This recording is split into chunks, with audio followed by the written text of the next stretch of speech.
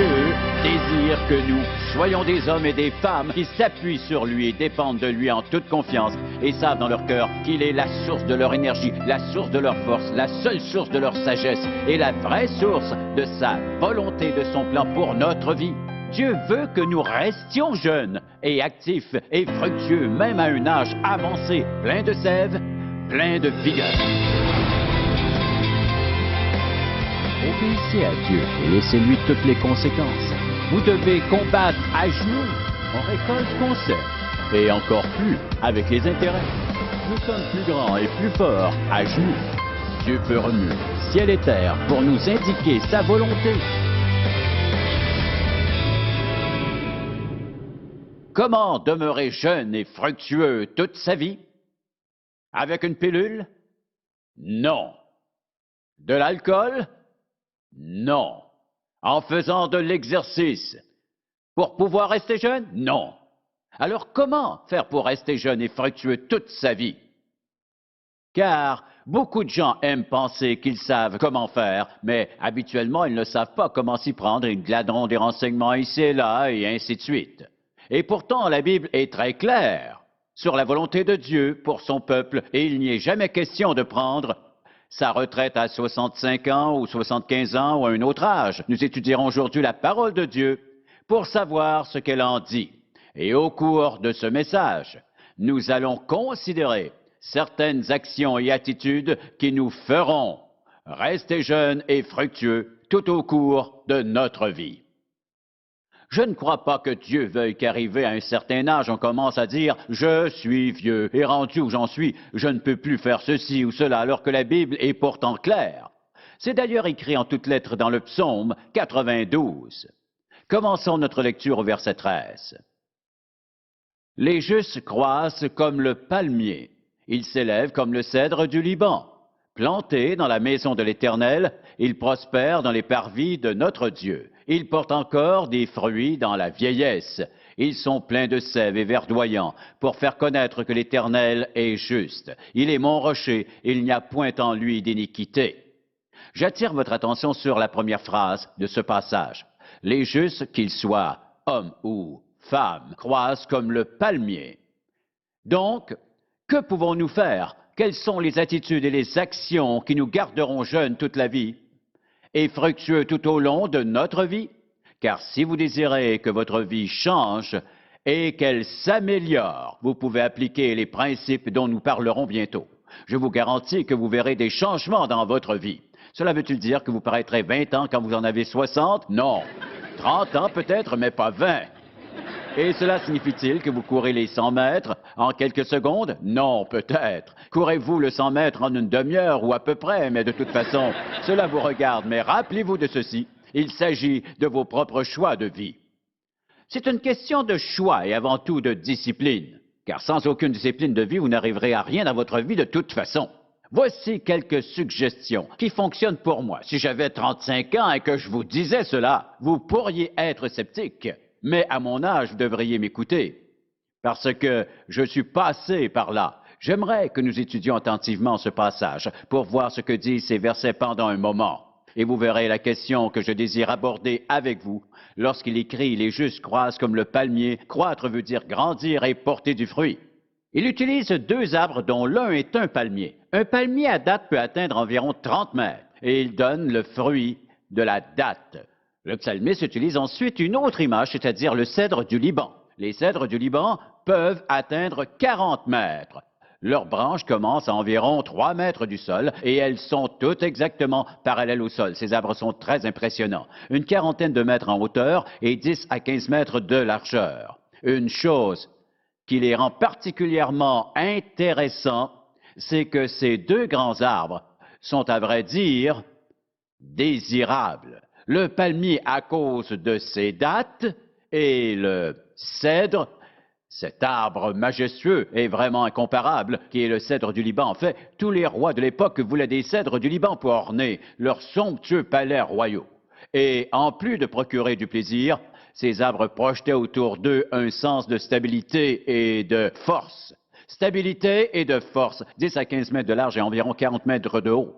Ils étaient immenses et il est écrit que ces hommes ou ces femmes justes croissent comme le palmier.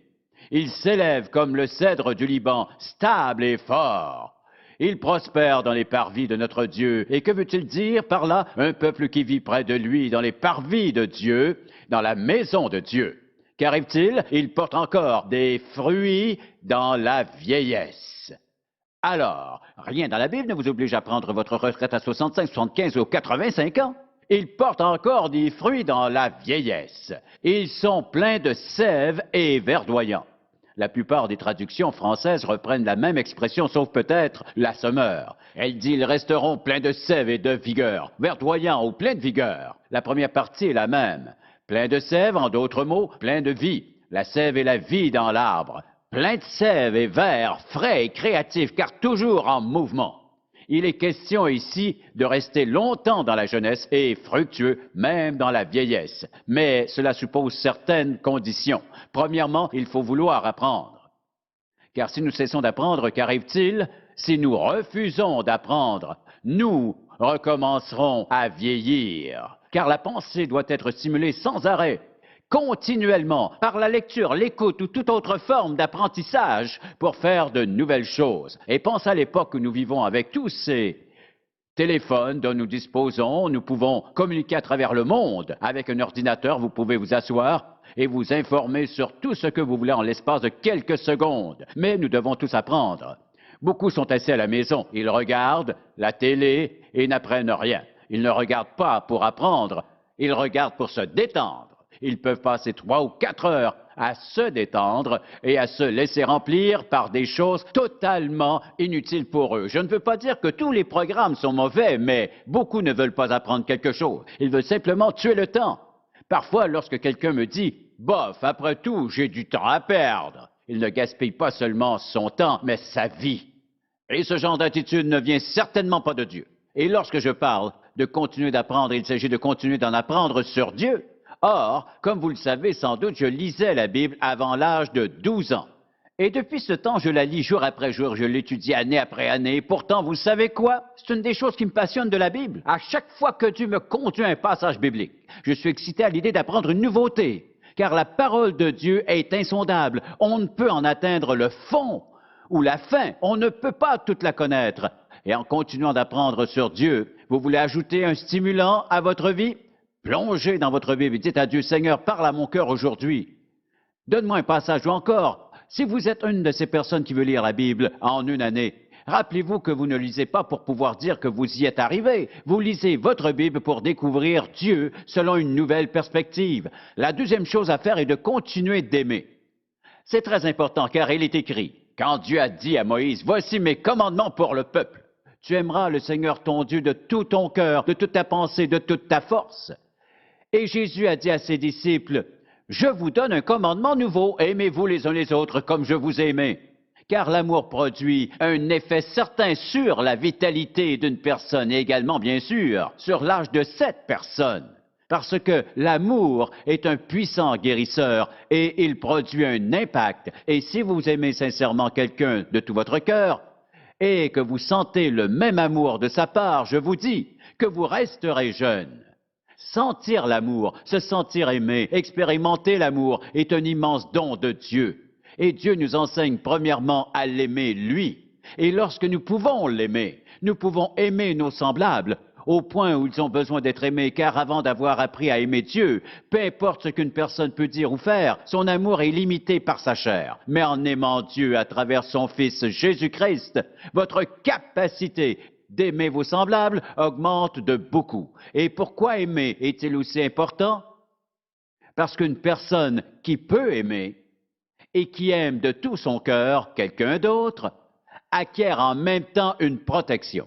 Car l'amour et l'amertume ne peuvent pas coexister. On ne peut pas aimer quelqu'un et le haïr, être en colère ou hostile et le rejeter.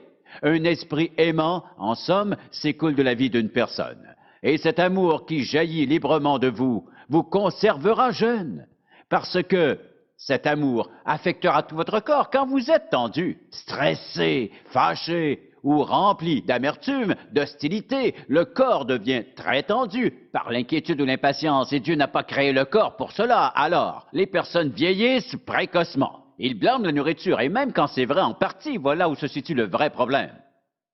Et lorsqu'une personne vit longtemps sans jamais aimer, elle vieillit avant l'âge, vivre sa vie sans jamais ressentir le moindre amour, alors que c'est tellement important puisque Dieu veut que nous en fassions l'expérience. Son grand amour, qui ne souffre d'aucune limitation et qu'il veut nous voir refléter en aimant les autres comme lui nous a aimés. Et Dieu connaît bien l'action stimulante de cet amour dans notre vie, cet effet qui amplifie grandement notre joie de vivre.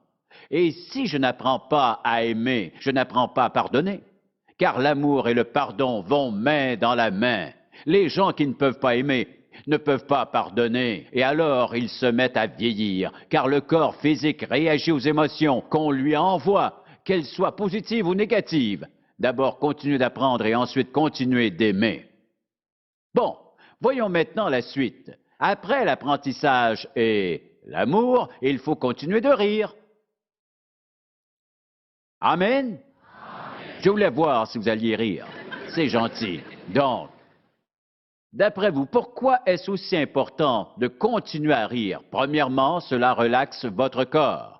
Et si cela relaxe votre corps, vous enlevez toute cette tension et ce stress très nocif. Nous nous réunissons dans une chambre verte avant de monter ici. Et l'autre jour, nous avons commencé à rigoler. J'ai remarqué que le rire peut relaxer la gorge et même tout le reste du corps. Rire est généralement bon pour le corps. Qu'arrive-t-il lorsque votre mine et votre attitude sont caractérisées par l'amour et que vous souriez? Une personne souriante est une personne attirante, tout comme une personne aimante est une personne attirante. C'est souvent une bonne personne. La Bible dit que la bonté rend un homme charmant. Et si vous avez peu ou pas d'amis, posez-vous la question, vous arrive-t-il de rire? Riez-vous avant de vous coucher le soir? Cela dépend-il du programme de télé? Ou riez-vous en vous levant le matin? Vous arrive-t-il d'être couché, de vous mettre à rire en pensant à quelque chose de drôle? Dieu aime nous voir rire. En autant que nous rions de bonnes choses, mais nous ne devrions jamais rire de certains sujets. Et ensuite, il y a cette question de laisser derrière nous les fardeaux inutiles qui nous encombrent. Je m'explique. Si Dieu veut que nous laissions derrière nous les péchés qu'il a pardonnés, mais que nous traînons toujours avec nous, malgré tout, c'est un fardeau inutile. Dieu nous en a délivrés, mais nous continuons de le porter quand même. En d'autres mots, quel que soit le fardeau que vous ayez laissé aux pieds du Seigneur, laissez-le lui, ne le ramassez pas aussitôt. C'est presque un jeu. On laisse et on ramasse, et on laisse et on ramasse, et on laisse et on ramasse, jusqu'à ce qu'on lui laisse définitivement. Si vous voulez rester jeune, vous ne pouvez porter sur vous les fardeaux dont le Seigneur vous a pourtant déchargés. Ce sont là de lourds bagages qui vous alourdissent. Ces vieilles histoires vous reviennent en tête et vous y pensez continuellement. Ces souvenirs vous hantent et vous remontent loin dans le temps. Et ils vous reviennent en tête même si vous aimeriez en être débarrassé. Toutefois, vous semblez incapable de décrocher. Laissez tout cela derrière vous. Ces mauvaises expériences doivent être laissées derrière soi. Si Dieu vous a pardonné votre péché, pourquoi alors y revenir? Rien dans la Bible n'indique que vous devez sans cesse y revenir. Vous devez ensuite rechercher les voies de Dieu. Je recherche sans cesse comment Dieu peut se révéler dans chaque situation. Comment Dieu travaille-t-il dans la vie des gens? Comment travaille-t-il dans ma vie? Qu'est-ce que j'ai pu voir? Où était Dieu dans cette situation, ces circonstances? Nous recherchons les preuves de l'activité de Dieu dans notre vie et les indices de la réponse de Dieu à nos prières. Nous recherchons surtout la confirmation que Dieu nous aime et pourvoit nos besoins. Hélas, trop souvent, nous regardons au mauvais endroit, nous regardons partout au lieu de noter ce qu'il réalise dans notre vie. Or, lorsque je me mets à penser à ce que je recherche par-dessus tout et que j'étudie la parole de Dieu, je cherche avant tout à apprendre quelque chose. Je recherche une nouvelle perspective sur Dieu et sur son œuvre dans ma vie. Je cherche ces nouvelles façons de travailler dans ma vie. Je cherche comment il réalisera les plans et les buts qu'il s'est fixés pour ma vie. Alors, nous devons donc écouter et regarder en ce sens. Prenons un exemple. Vous recherchez présentement l'âme sœur parce que vous aimeriez vous marier. Que recherchez-vous? Bon, si vous me dites quels seront vos critères, vous m'en dites en même temps beaucoup sur vous. Par exemple, je cherche un homme qui aime Dieu. Cela m'en dit beaucoup sur vous. Je cherche une femme qui veut vivre dans la volonté de Dieu. Je cherche quelqu'un qui a reçu Jésus comme son sauveur. Je cherche le genre de personne qui peut m'aider à devenir la personne que je veux être et que je peux aider à devenir la personne que Dieu veut qu'elle soit. En d'autres mots, que regardez-vous, que recherchez-vous? Car même quand vous regardez seulement la télévision, faites bien attention. On parade toutes sortes de choses devant vous et avec le temps, elles ne sont plus devant vous, mais en vous, elles sont entrées dans votre pensée, dans votre vie. Car lorsqu'on concentre l'attention sur une chose, on finit par lui ressembler. La pensée est extrêmement puissante. On utilise ce don de Dieu pour le bien ou pour le mal. Vous ressemblerez à l'objet de votre attention. Si vous vous concentrez sur des impuretés, vous serez impur. Vous vous concentrez sur des choses pieuses, vous deviendrez pieux. Si vous tâchez de faire de votre mieux et d'être à votre meilleur, vous finirez par atteindre ces objectifs, car vous provoquez des changements dans votre corps quand vous concentrez votre attention sur certaines pensées, qu'elles soient bonnes ou mauvaises. Veillez donc à rechercher les voies de Dieu. Que devons-nous faire après cela? Nous devons continuer à travailler. Certains disent, oh non, pas ça, travailler, oui, on travaillera 6 jours. Mais le 7e jour est le jour du repos. Aujourd'hui, on ramène ça à 4. Mais malgré cette semaine de 4 jours, nous sommes quand même une des nations les plus malades sur la surface de la Terre. Nos factures médicales, hospitalisation, prescriptions sont les plus chères au monde. Et notre pays est très malade. Je me demande si l'on ne se repose pas trop. Bien sûr, pas au travail. Vous dites-moi, quand je travaille, pour vrai. Il est écrit, tu travailleras 6 jours et tu feras tout ton ouvrage. Pourquoi est-ce écrit? Comparez maintenant ce qui arrive quand une personne décide qu'elle en a assez fait et qu'elle prend sa retraite. Quand vous prenez de ses nouvelles, elle vous dit que ses genoux ont commencé à lui faire mal.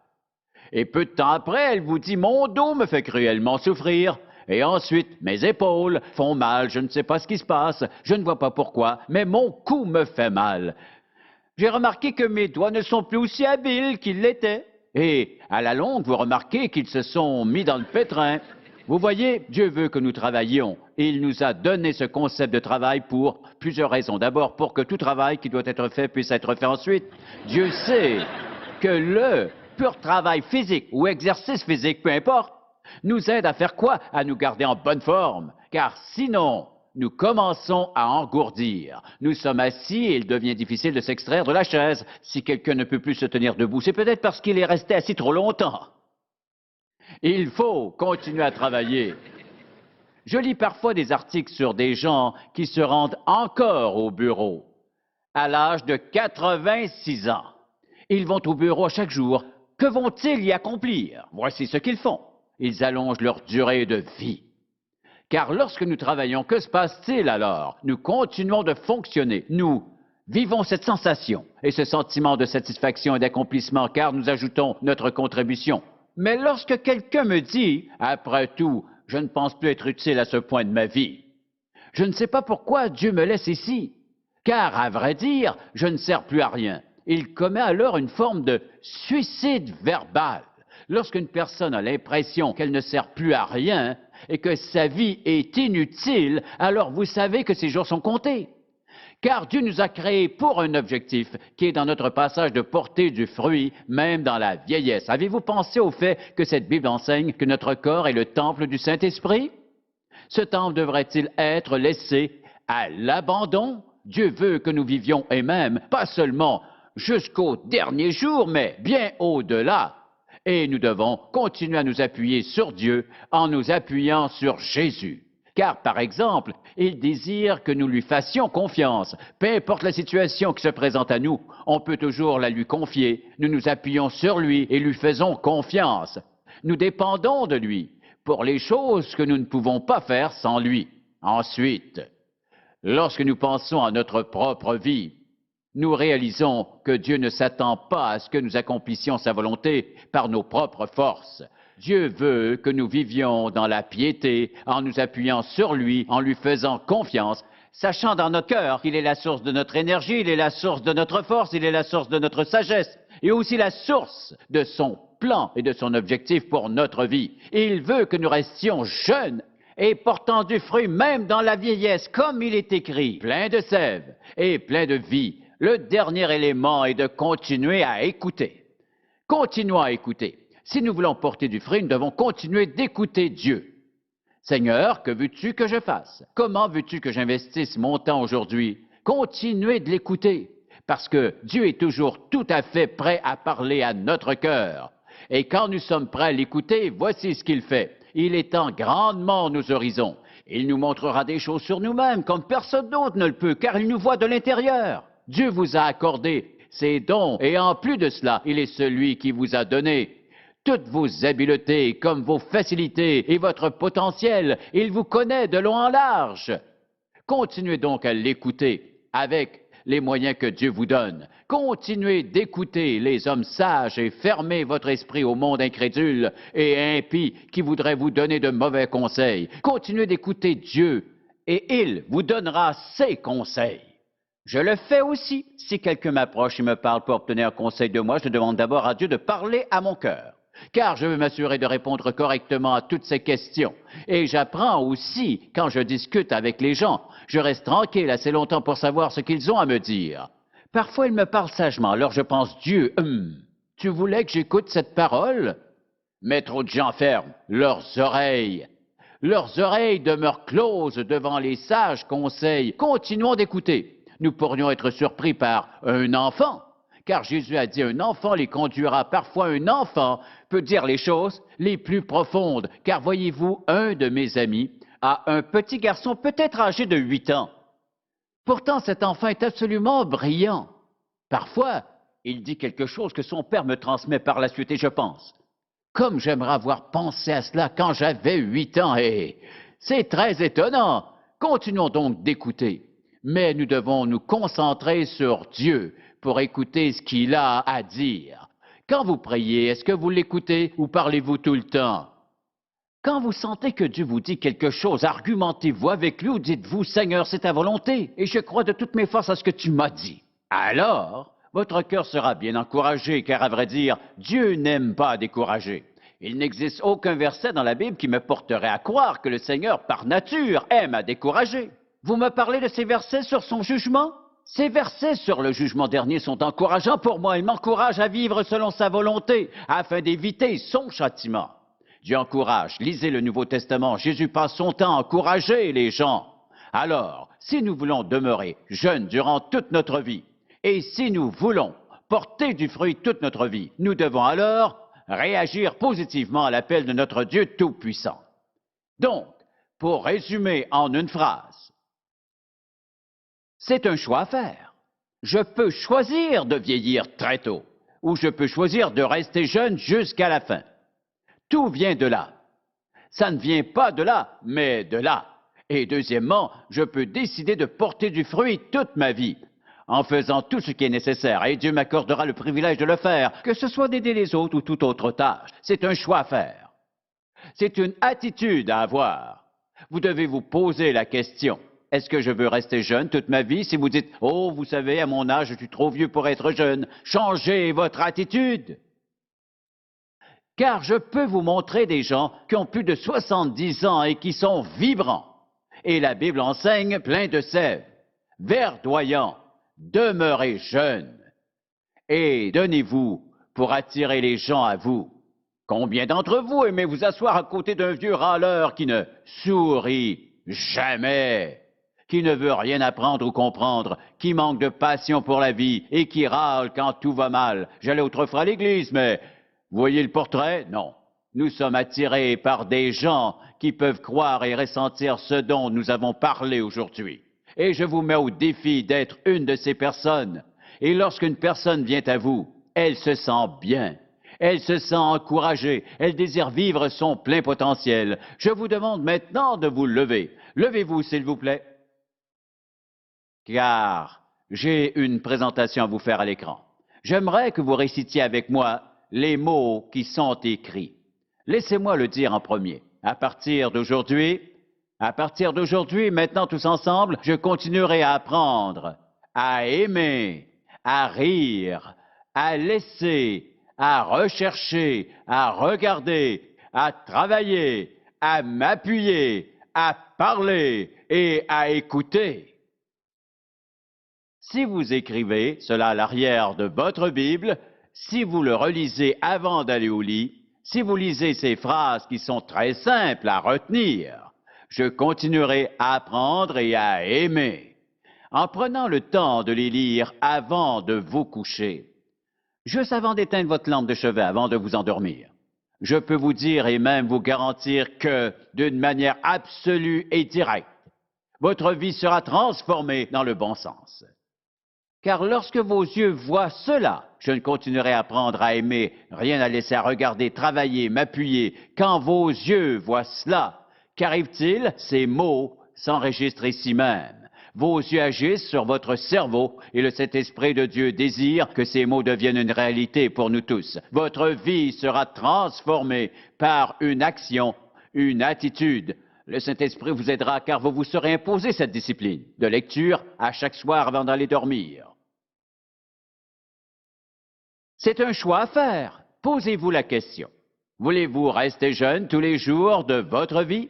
Porter beaucoup de fruits jusqu'au dernier jour que Dieu donne? Amen. Amen.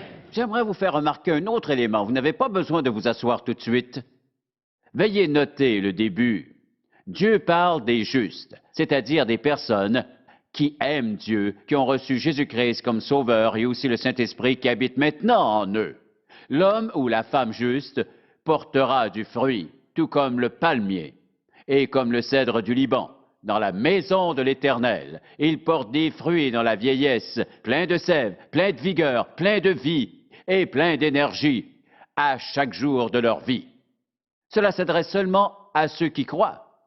Si vous n'avez jamais reçu Jésus comme votre Sauveur, demandez-lui de vous pardonner vos péchés et dites-lui que vous croyez au témoignage des Écritures, que Christ est mort sur la croix en donnant sa vie pour payer la dette de votre péché. Il vous suffira alors de l'accepter comme Sauveur personnel.